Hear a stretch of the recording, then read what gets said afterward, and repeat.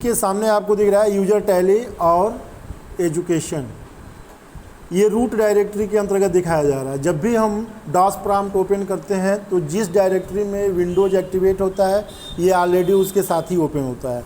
इसको क्लोज करने के लिए cd डॉट कमांड का भी प्रयोग कर सकते हैं। इससे एक एक स्टेप में एक एक डायरेक्टरी को क्लोज किया जा सकता है, या cd बैकस्लैश के साथ ऑल डायरेक्टरी को एक साथ क्लोज किया जाता है। अभी जो C दिख रहा है इसे हम रूट डायरेक्टरी या डॉस प्रॉम्प्ट के नाम से भी जानते हैं, जिसमें dir कमांड के द्वारा ड्राइव में उपस्थित सभी प्रकार के फाइल और डायरेक्टरियों का लिस्ट देखने के लिए किया जाता है। दूसरा है आपका cls। एक बात ध्यान में रखें कि कमांड मुख्य रूप से दो प्रकार के होते हैं, एक इंटरनल कमांड और दूसरा एक्सटर्नल कमांड। इंटरनल कमांड वह होते हैं जो कंप्यूटर में ऑपरेटिंग सिस्टम के साथ आते हैं। एक्सटर्नल कमांड वो होते हैं जो बाहरी कमांड भी प्रयोग किए जाते हैं। तो एक्सटर्नल और इंटरनल दोनों हम लोग ज़रूरत की चीज़ें जितनी भी प्रयोग होती है वो सब पढ़ेंगे। dir कमांड जो होता है इसका प्रयोग किसी भी ड्राइव अथवा डायरेक्टरी में उपस्थित सभी प्रकार के फाइल अथवा फोल्डर को एक साथ प्रदर्शित करने के लिए किया जाता है। cls कमांड के द्वारा पूरे स्क्रीन को एक साथ साफ करने के लिए किया जाता है। देखिए, कमांड लिखने के बाद आपको एंटर करना है और जैसे ही एंटर करेंगे पूरी स्क्रीन आपकी क्या हो गई, क्लियर हो गई। इसके बाद आपको किसी भी डायरेक्टरी को ओपन करने के लिए cd कमांड का प्रयोग होता है। जैसे dir अगर हम लिखते हैं तो आपके सामने C ड्राइव में जितनी भी डायरेक्टरी अवेलेबल है सब दिख रही है। तो आप नीचे देखेंगे कि 12 डायरेक्टरीज है और 2 फाइल है जो कंप्यूटर आपको दिखा रहा है। अब आप इसमें से जिस भी डायरेक्टरी को ओपन करना चाहते हैं तो उस डायरेक्टरी को ओपन करने के लिए cd कमांड का प्रयोग किया जाता है। cd कमांड के द्वारा हम किसी भी डायरेक्टरी को ओपन करेंगे तो सबसे पहले हम इसमें विंडोज नाम की एक डायरेक्टरी हो इसको ओपन करना शुरू करेंगे। तो देखिए, cd के नाम से जैसे ही आप क्या करेंगे, cd स्पेस उस डायरेक्टरी का नाम देंगे जिस डायरेक्टरी को आपको ओपन करना है, windows विंडोज। अब देखिए, ग्रेटर देर के अंदर विंडोज दिख रहा है, यानी कि आप उस डायरेक्टरी में पहुंच चुके हैं। डायरेक्टरी में क्या है ये देखने के लिए कौन सा कमांड का प्रयोग करेंगे, dir कमांड का। तो फिर एक बार यहाँ लिखेंगे dir, तो देखेंगे कि dir विंडोज के अंदर 55 डायरेक्टरीज हैं और 49 फाइल हैं, नीचे टोटली दिखा रहा है आपको। अब हम ये देखेंगे कि जैसे ही हमने dir करा तो क्या हुआ, पूरी फाइल एक साथ दिखा दिया, लेकिन जो स्क्रीन से ऊपर फाइल चली गई उसे हम नहीं देख पा रहे हैं। तो इसके लिए dir कमांड के साथ स्विच कमांड का भी प्रयोग करते हैं, जैसे हम सभी फाइलों को देख सकें। तो उसके लिए आपको यहाँ क्या करना है, dir/p। इसका मतलब है कि अभी ये क्या करेगा, जो डायरेक्टरी और फाइल दिखाएगा इसको एक एक पेज दिखाएगा। तो ये हम पेज मतलब p मतलब स्विच हो गया dir का। हम इंटर किए तो देखिए अभी पहले की तरह नहीं हुआ, ऊपर से दिखा रहा है। तो ऊपर से आपको क्या दिखा रहा है, जितने स्क्रीन में डायरेक्टरी और फाइल आ सकती है वो दिखा रहा है, और नीचे लिख रहा है प्रेस एनी की टू कंटिन्यू, यानी कि नेक्स्ट आपको पेज देखना है तो क्या करेंगे, कीबोर्ड से कोई भी की आपको दबाना है। चलिए, इंटर किए तो 2 ही पेज की थी, अब क्या हुआ, दूसरा पेज आपका दिख गया। दूसरा आपका स्विच होता है W। अगर डायरेक्टरी को चौड़ाई में विड्थ में देखना है तो dir के साथ स्विच W का प्रयोग करेंगे। ठीक है, तो dir/W का मतलब क्या है कि जितनी डायरेक्टरी अभी आप देखे हो इसको ये चौड़ाई में दिखाएगा। देखिए, विड्थ, समझ गए आप लोग।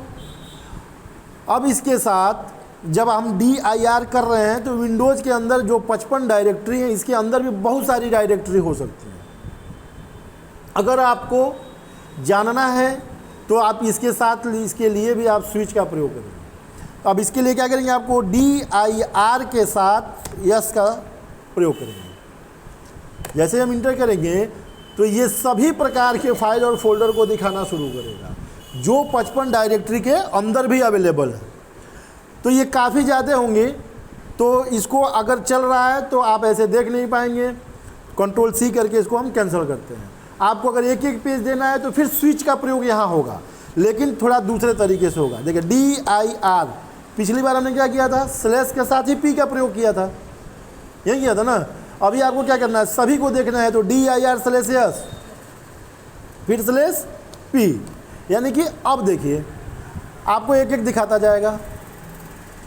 देखिए एक डायरेक्टरी के अंदर, एक डायरेक्टरी के अंदर, एक डायरेक्टरी के अंदर, एक डायरेक्टरी के अंदर आप एंटर करते जाइए और सभी डायरेक्टरी को ओपन करते जाएगा, यानी कि एक नंबर से शुरू करेगा, उस डायरेक्टरी के अंदर कितनी डायरेक्टरी है वो इस टाइप पे स्टेप में आप चेक कर सकते हो। इतने कमांड समझ में आ गया और डायरेक्टरी के स्विच भी समझ में आ गया। Alt C के द्वारा इस कमांड को रद्द करेंगे, काफ़ी समय लेगा, तो Alt C के साथ हम इसको कंट्रोल C के साथ हम कैंसिल करेंगे और CLS कमांड का प्रयोग करके स्क्रीन को क्लियर करेंगे। अगर हमको इस डायरेक्टरी को क्लोज करना है तो CD डॉट का यूज फिर होगा। जैसे इंटर करेंगे विंडोज क्लोज, अब DIR यानी कि C ड्राइव में उपस्थित सभी फाइलों की लिस्ट आप देख रहे हैं।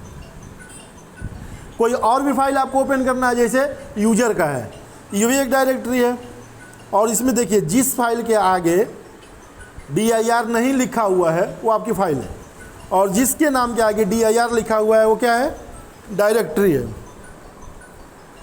तो ये आप समझ गए। दूसरी चीज़, जब भी ये प्रोसेस था हमारा किसी को डायरेक्टरी को ओपन करने का, लेकिन अगर फाइल को ओपन करना है तो कौन सा कमांड का यूज करेंगे, टाइप कमांड का।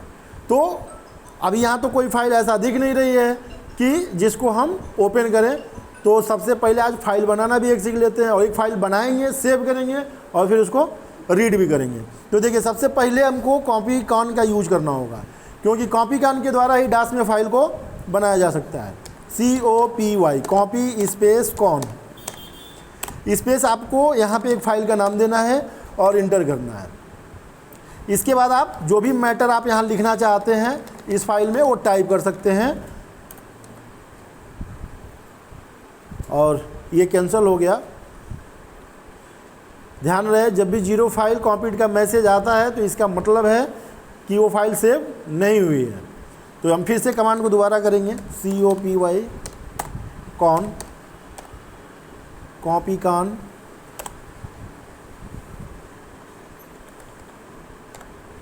कॉपी कॉन राम, सॉरी सी।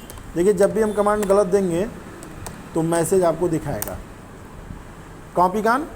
अभी ये फाइल गलत हो रही है क्योंकि नेम नहीं पड़ा, COPY कॉपी लिखेंगे, फिर स्पेस करके कॉन लिखना है आपको। स्पेलिंग एरर होगा तो बैड कमांड फाइल नेम का ऑप्शन आएगा।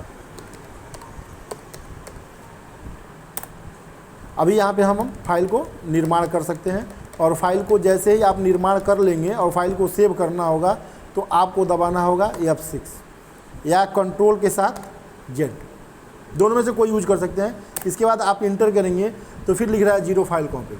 ठीक है, कुछ कमांड में ट्रबल है जिसकी वजह से ये वर्क नहीं कर रहा है।